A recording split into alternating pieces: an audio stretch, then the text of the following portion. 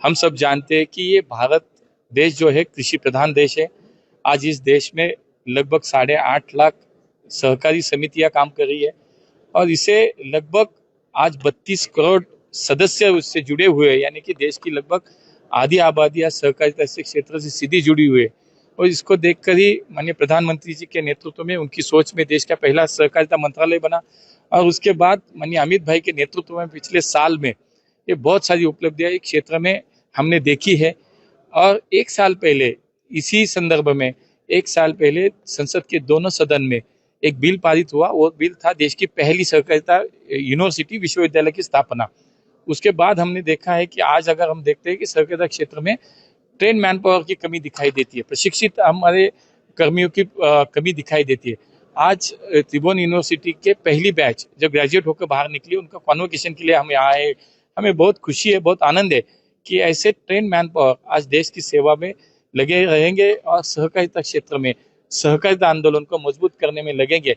जो सपना माननीय मोदी जी ने देखा है, माननीय अमित भाई ने देखा है कि देश की सहकारिता आंदोलन को सक्षम बनाना है, देश के सभी राज्यों में सहकारिता क्षेत्र को पहुंचाने के लिए हर पंचायत में एक कोऑपरेटिव सोसाइटीज का निर्माण करना है, 2 लाख नई सोसाइटीज का निर्माण करना है, जो लक्ष्य रखा है। तो मुझे लगता है कि ऐसे इसी विश्वविद्यालय के माध्यम से आगे जाके 17 लाख हमें प्रशिक्षित युवा इस देश की सहकारिता आंदोलन के लिए आज चाहिए, ये अनुमान है। तो इससे ये साबित होता है कि अगर हम इस विश्वविद्यालय के माध्यम से पूरे देश भर में अनेक संस्थाओं को एफिलिएशन दे रहे हैं, बहुत सारी संस्थाएं जो है ट्रेनिंग इंस्टीट्यूशन से उनको हम एफिलिएशन दे रहे हैं, तो पूरे देश में एक सहकारिता आंदोलन में एक बदलाव सा हमें दिखाई देगा। प्रशिक्षित युवाओं को एक मौका मिलेगा। आज भी हम देखते हैं कि 100 लोग यहाँ पे ग्रेजुएट होते हैं, 100 लोगों को प्लेसमेंट मिली है। हर किसी सहकारिता के बड़े क्षेत्र में उनको नौकरी का यहाँ पे मौका भी मिला है। तो ये सब देखते हुए मुझे लगता है कि आगे जाके जो सपना माननीय अमित भाई ने देखा है, माननीय मोदी जी के नेतृत्व में इस देश के हर जिले में, हर गांव में सहकारिता क्षेत्र को पहुंचाना है। उसके माध्यम से वहाँ की ग्रामीण अर्थव्यवस्था को सक्षम करना है, वहाँ के किसानों को सक्षम बनाना है। तो मुझे लगता है सपना जल्दी पूरा हो जाएगा। गुजरात का दौरा कैसा रहा सर?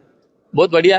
मुझे लगता है कि गुजरात एक पूरे देश में, महाराष्ट्र और गुजरात और कर्नाटक 3 राज्य ऐसे कि जहाँ सहकारिता आंदोलन बहुत बड़ी मात्रा में काम कर रहा है। तो यहाँ से सहकारिता क्षेत्र की जो नींव रखी हुई थी, मुझे लगता है कि जिनके नाम से आज हमारे यूनिवर्सिटी ने यहाँ पे नाम दिया है, त्रिभुवनदास पटेल हो, यानी वर्गीस कुरियन हो, सभी लोगों ने जैसे कि एक विश्व की सबसे बड़ी जो एक एग्जाम्पल सेट किया है अमूल के रूप में, जो कोऑपरेटिव सोसाइटीज है, 36 लाख महिलाएं इस कोऑपरेटिव सोसाइटीज की आज सदस्य बनी है।